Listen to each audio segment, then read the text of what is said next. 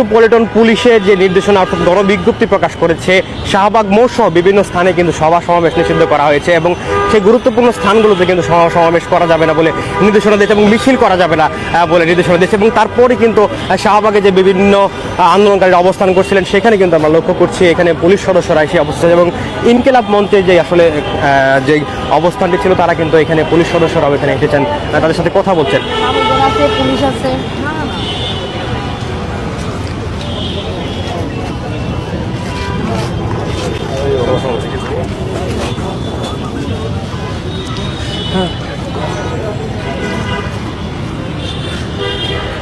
এই মুহূর্তে কিন্তু পুলিশ সদস্যরা অর্থাৎ রমনা জোনের যে ডিসি রয়েছেন মাসুদ আলম, তিনি কিন্তু এখানে এসে কথা বলছিলেন আন্দোলনকারীদের সাথে এবং তিনি জানার চেষ্টা করছিলেন আসলে এখানকার সর্বশেষ পরিস্থিতি। এবং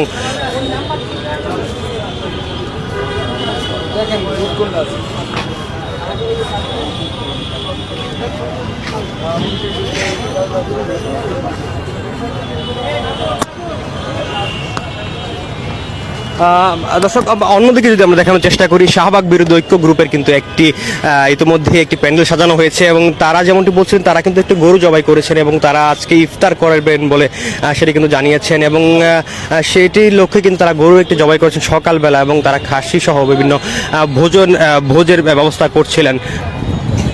আমরা এখন শুনবো আসলে ইনকিলাব মঞ্চের সাথে পুলিশ সদস্যরা কি কথা বলেছেন সেই বিষয়ে জানার চেষ্টা করব।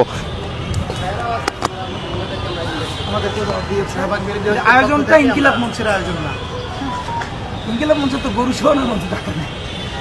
ইনকিলাব মঞ্চ কি ধরনের আয়োজন করবে কিনা সামনে? না, ইনকিলাব মঞ্চ আসলে এখন টাকা থাকলে যেটা দরকার, আমাদের টাকা হলে আমাদের একটা প্যান্ডেল বা স্টেজ করা দরকার। এই জন্য সবার আগে যে সবাই অসুস্থ হয়ে গেছে এইটা বড় দরকার। ক্রাউড ফান্ডিং এর জন্য আমরা নাম্বার দিতে পারি, কিন্তু সেটাও ভয় এই জন্য দিচ্ছি না, ক্রাউড ফান্ডিং এর বিপদ হলো এটা নিয়ে তো পরবর্তীতে ইস্যু হতে পারে। এই জন্য আমরা ক্রাউড ফান্ডিংও নিতে পারতেছি না, তো এটা আমাদের জন্য কঠিন। তো আমরা এখন চিন্তা করছি যে আমরা যাতে প্রোগ্রামটাকে লং টাইম সাস্টেন করা যায়, এই জন্য আমরা হয়তো সকালবেলাটা ছেড়ে এমন হতে পারে যে বিকেল থেকে ফজর পর্যন্ত যাতে একটা টাইম অন্তত করা যায়, আমরা প্ল্যান করতেছি। আচ্ছা আদি ভাই, পুলিশ কর্মকর্তা কেন এসেছিলেন একটু জানাবেন? এই যে আজকে যেহেতু শাহবাগ এলাকায় মোটামুটি নিষিদ্ধ ঘোষণা হয়েছে সমাবেশ মিছিল, তো আমাদেরকে জিজ্ঞেস করতে যে আমাদের শাহবাগের মোড়ের দিকে কোনো প্ল্যান আছে কিনা, তো আমরা বলেছি না, আমরা এখানেই থাকবো জাদুঘরের সামনে, আমরা শাহবাগ মোড়ের দিকে যাবো না। আচ্ছা ভাই।